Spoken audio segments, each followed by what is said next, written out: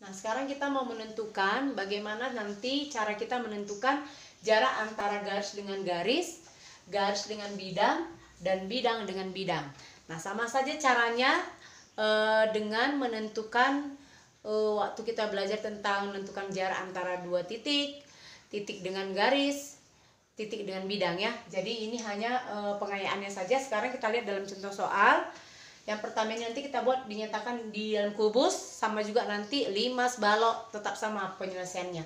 Jadi kita lihat, diketahui kubus ABCDFGH dengan panjang rusuk 6 cm. Tentukan jarak yang pertama nanti diagonal bidang FH dan diagonal ruang EC. Yang bagian B-nya diagonal bidang AC dan bidang EFGH. Bagian C-nya bidang ADHE dan bidang BCGF. Jadi ini perwakilan, ini nanti jarak antara dua garis, sedangkan ini jarak antara garis dengan bidang, dan yang ketiga nanti jarak antara bidang dengan bidang. Nah, sekarang kita mau lihat bagaimana cara kita menentukan penyelesaian untuk ketiga contoh soal kita ini tadi. Kita lihat bersama-sama. Sama seperti soal-soal kita sebelumnya, untuk kita bisa menentukan jaraknya ini tadi, langkah pertama kita harus buat dulu gambarnya. Jadi ini tadi gambar kubus kita, kubus ABCDEFGH dengan panjang rusuk tadi 6 cm ya, ini 6 cm ini. Nah, kemudian tadi yang menjadi pertanyaan yang pertama, jarak dari garis HF dengan garis EC, diagonal bidang HF dengan diagonal ruang EC. Jadi kita mau lihat jarak dari diagonal bidang HF dengan diagonal ruang EC ya. Mana jaraknya? Nah, sekarang kita perhatikan dulu. Kalau kita lihat ini, garis HF ini dengan EC seolah-olah sejajar, padahal itu bukan sejajar ya. Kalau kita belajar dulu ini ada dua buah garis saling bersilangan. Jadi kalau kita lihat, untuk mempermudah kita menentukan jaraknya, kita bantu dulu pakai, kita tarik diagonal bidang EG, dia berpotongan di titik, kita buat nama P. Nah, dengan cara yang sama kita buat lagi di bidang alasnya ya, perpotongan diagonal bidang alas, kita bikin di sini misalnya PQ. Nah, kalau kita tarik ini ke bawah, kita tarik ini kan pasti tegak lurus dia ya, kemarin ya. Ini tadi Q kita. Udah. Sekarang panjang dari PQ kita itu kan sama dengan panjang rusuknya. Sama-sama 6 cm. Kemudian kalau kita perhatikan ini, dia memotong garis EC itu, kita buat di titik O. Misalkan di titik O ya.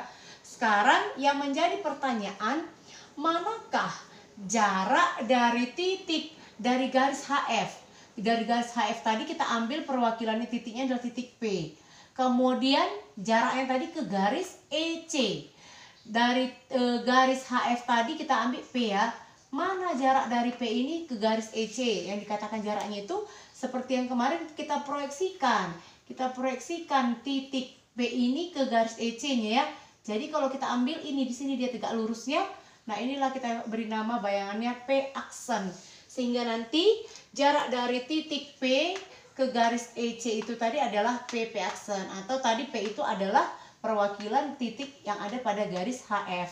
Sekarang kalau kita perhatikan panjang dari EP, kita cari dulu ya. EG itu kan sama dengan EG, itu adalah diagonal bidang. Dimana panjang diagonal bidang balok itu adalah A akar 2. Sedangkan A-nya itu 6 cm, berarti dia panjangnya 6 akar 2 cm. Kemudian kalau kita perhatikan dari sini kemari, berarti EP. EP kita itu setengah dari EG, berarti setengah kali 6 akar 2 itu menjadi 3 akar 2 cm. Kemudian dari sini yang mau kita perlukan lagi, kalau dari E ke C tadi itu diagonal ruang, berarti EC kita rumusnya A akar 3, berarti 6 akar 3 cm. Kemudian dari E ke O itu setengah dari EC ya, berarti EO sama dengan setengah EC. Setengah EC ini berarti setengah dikali 6 akar 3, berarti 6 akar 3 kali setengah ini menjadi 3 akar 3 cm. Kemudian dari sini kita cari PO. PO kita ini adalah setengah kali PQ, di mana PQ tadi sama dengan panjang rusuk GC-nya, yaitu panjang rusuknya. Berarti PO itu adalah setengah dikali 6 ya, sama dengan 3 cm. Kalau kita perhatikan segitiga EPO, perhatikan segitiga ya. Segitiga EPO adalah segitiga siku-siku. Ini siku-siku di titik P. Ini dia siku-siku ya, karena itu tegak lurus dia nanti di titik P, di titik P. Sehingga kalau kita buat gambarnya, ini menjadi seperti ini tadi ya, ini. Nah, ini tadi P-nya. Kemudian ini E kita, ini O-nya. Tadi kan jaraknya tadi ini kemarin kita proyeksikan, ini dari P aksennya. EP, tadi panjang EP kita ini ya, 3 akar 2. Kemudian panjang dari E ke O 3 akar 3. Jadi dari sini sampai kemari ini adalah 3 akar 3 cm. Sedangkan PO kita tadi ini 3 cm, satunya cm. Sedangkan yang mau kita cari adalah berapa P aksen. Jadi ingat tadi ya, jarak dari garis HF tadi ya, garis HF ke garis atau dengan garis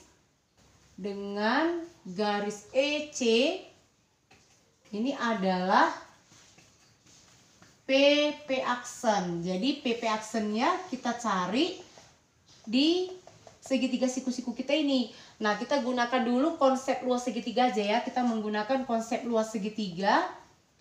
Dengan konsep luas segitiga diperoleh, kita peroleh nanti alas. Kalau ini kita menjadi alasnya, berarti ini jadi tingginya ya. Berarti EP kali PO per 2 sama dengan, kalau ini kita jadikan alas, berarti ini jadi tingginya. EO dikali PP aksen per 2. Ini sama-sama kita bagikan. Berarti EP kita tadi 3 akar 2 ya. 3 akar 2 dikali PO 3. Ini sama nanti EO 3 akar 3 dikali lagi PP aksen. Jadi yang mau dicari adalah PP aksen. Maka PP aksen kita ini 3 akar 2 kali 3 dibagi dengan 3 akar 3. 3 akar 2 dikali 3 dibagi lagi dengan 3 akar 3. Ini kita bagikan, kemudian kita rasionalkan, kita kalikan akar 3 per akar 3.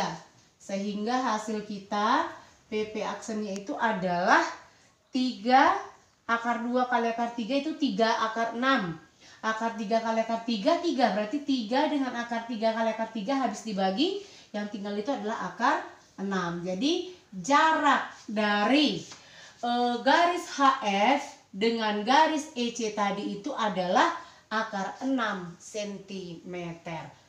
Itu tadi untuk penyelesaian yang bagian A-nya. Sekarang kita mau lihat yang bagian B dan bagian C.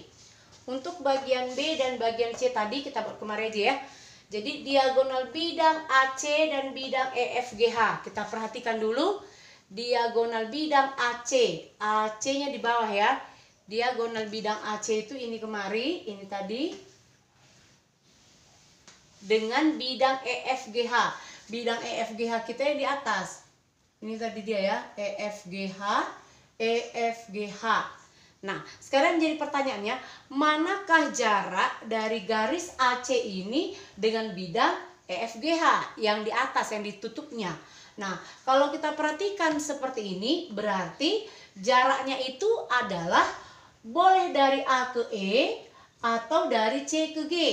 Itu ya, itu yang menjadi jarak dari diagonal diagonal bidang AC dengan bidang EFGH. Jadi kita tuliskan aja di sini atau kemari aja ya bagian B.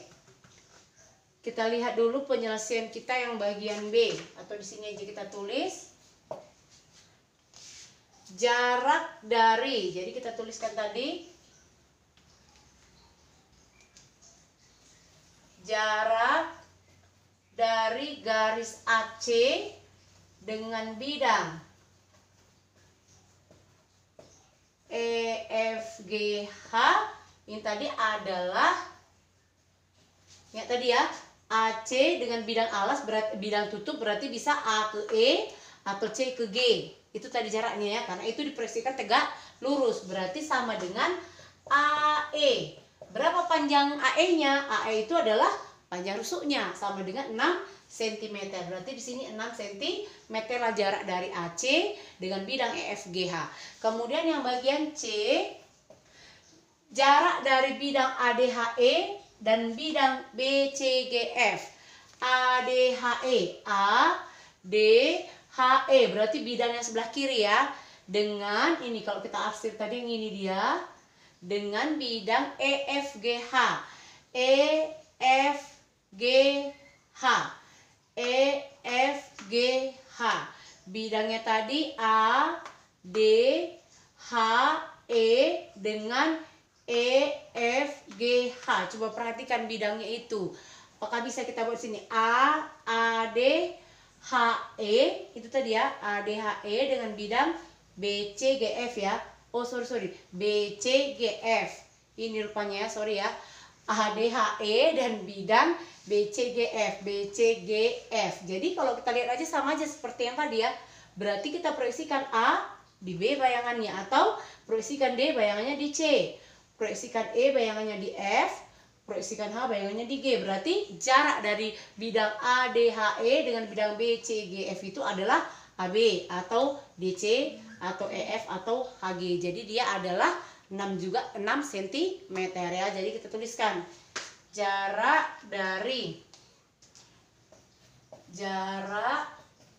bidang ADHE dengan bidang BCGF adalah A ke B tadi ya, adalah AB, yaitu 6 cm. Jadi jarak dari garis ke bidang sudah bisa, dan jarak antara dua bidang juga sudah bisa. Inilah dia penyelesaian untuk contoh soal kita.